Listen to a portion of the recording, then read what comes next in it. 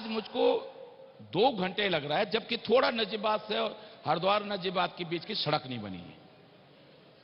ईश्वर ने चाहा तो अगले 1-2 महीने के अंदर मुझे सिर्फ 1.5 घंटा लगेगा देहरादून से कोटद्वार जाने में। तो 2 घंटा सफर कम हुआ है। ये मैं केवल एक उदाहरण दे रहा हूं। मेरा घर श्रीनगर है, तो ये जो all weather road, double engine का असर दिखाई दे रहा है। जो ऑल वेदर रोड पे, मैं भी अल्मोड़ा का प्रभारी मंत्री था, मुझे श्रीनगर आना था। कांग्रेस के एक नेता की किताब का जिक्र करना है, वो मुद्दा, क्योंकि वो मुद्दा बहुत बड़ा मुद्दा है, उत्तर प्रदेश के और तमाम सारे चुनाव में हो रहा है। वो किताब में जिक्र है कि हिंदू धर्म से उन्होंने उसका तुलना जो करी बोको हराम से और आईसिस से की। मैं सोचता हूं कि देखिए, राजनीति में और इस देश के अंदर इस तरह की तुलना नहीं होनी चाहिए। और मैं सोचता हूं कि कांग्रेस ने भी इसको स्वीकार नहीं किया है। कांग्रेस के किसी भी नेता ने इस बात के पक्ष में कोई बयान भी नहीं दिया है। कई बार लोग बहुत ज्यादा उत्साहित होकर या अपने आप को चर्चा में आने के लिए इस तरह की बातें करते हैं, आपका इस मुद्दे पे उचित नहीं है। जी प्रीतम जी, जो सलमान खुर्शीद साहब ने कहा। देखिए, सलमान खुर्शीद जी ने एक किताब लिखी है और किताब में जो उल्लेख उन्होंने किया है,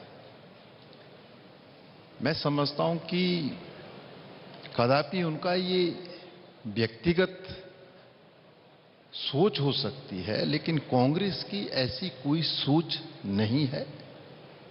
हम इस देश के अंदर जो परंपरा रही है और जो नारा इस देश के अंदर बुलंद होता रहा है कि हिंदू, मुस्लिम, सिख, ईसाई आपस में है भाई भाई, इस देश के अंदर हर बगिया का फूल है। और हम समझते हैं कि जिस गुलदस्ते में विभिन्न फूल मौजूद रहते हैं, उस गुलदस्ते की शोभा सबसे ज्यादा होती है। आप भी सहमत हैं? बिल्कुल, मैं सोचता हूं कि इस तरह बगिया के फूल सब बराबर है। देखिए, मैं तो हमेशा कह रहा हूं, हमारा उत्तराखंड तो बहुत छोटा सा प्रदेश है और समता मूलक समाज, समरसता और सही मायने में भाईचारा का जो उदाहरण उत्तराखंड में देखने को मिलता तो है। मुझे एक सवाल का जवाब छोटा सा मैं आपसे चाहूंगा। मैं एक सवाल आपसे, क्योंकि समय बहुत कम है, मैं वो ये कि कांग्रेस और बीजेपी का कहना है कि वो अच्छा इसलिए कर रहे हैं क्योंकि वो लगातार लीडरशिप जो है उनके पास है। कांग्रेस इसलिए नहीं परफॉर्म कर पा रही है क्योंकि उनके पास लीडरशिप नहीं है। बार बार ये बात कही जाती है। आप सहमत हैं इस बयान से? मैं सोचता हूं कि मोदी जी के नेतृत्व में नहीं, कांग्रेस की लीडरशिप नहीं। मैं वही कह रहा हूं, मैं कह रहा हूं। अगर आज मोदी जी का नेतृत्व अगर आप देखेंगे, अमित शाह जी का नेतृत्व देखेंगे, तो कहीं ना कहीं मुझसे नहीं, मैं तो चलो भाजपा का कार्यकर्ता हूं, इसलिए मैं तो कहूंगा ही। बड़े अंदर के दिल से नहीं बोले, ऐसे ही बोल रहे हैं आप, जैसे बोले। अगर आज मैं आपसे सही बात बोलूं, हाँ। मैं कांग्रेस सरकार में जब मंत्री था, वैसे अच्छा, बेहतर कौन है लीडरशिप में? बेहतर आप, क्योंकि आपसे ज्यादा अनुभव किसी को नहीं जानता। एक बात सुन लेंगे, भले समय कम हो लेकिन फिर भी सुनना चाहिए। जब आपने मुझे बुलाया तो सुनना पड़ेगा। मैं आपको ही बोला, सुनना है। मैं कांग्रेस सरकार में मंत्री था।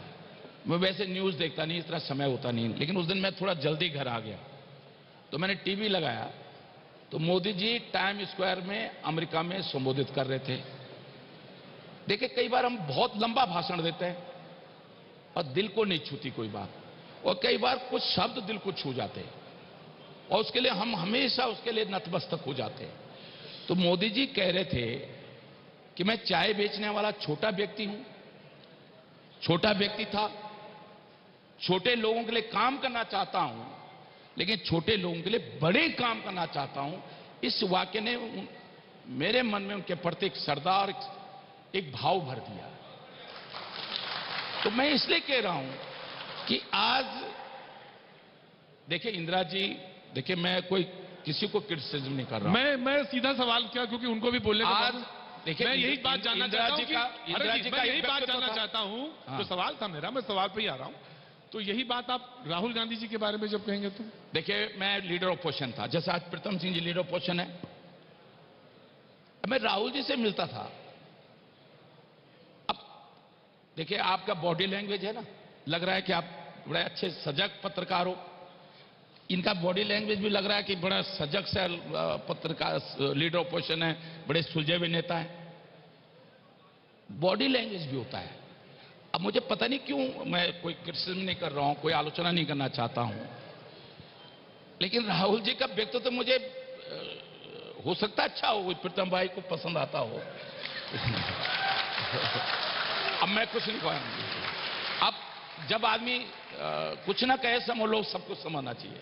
जो आपने कुछ नहीं कहा उन्होंने सब कुछ समझ लिया, लेकिन ये आपके साथ बैठते तो बहुत हैं, आना जाना तो बहुत है आपके साथ, लेकिन इन्होंने राहुल जी के बारे में कह दिया। Now you tell me. अब देखिए, अपनी पसंद होती है। हाँ हाँ बिल्कुल, मेरे साथ यशपाल आर्य जी थे, वो प्रदेश अध्यक्ष थे। अब उन्होंने कह दिया।